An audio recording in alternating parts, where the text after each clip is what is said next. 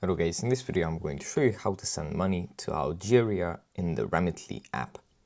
First you have to open up the app, and here it opens up in the home menu. From here we just tap on manage in the bottom right corner, then we tap on sending to here under account details, and from this list we select Algeria. Then after the app has loaded, we can just tap on send, and here we can set the currency in which we want to send the money in.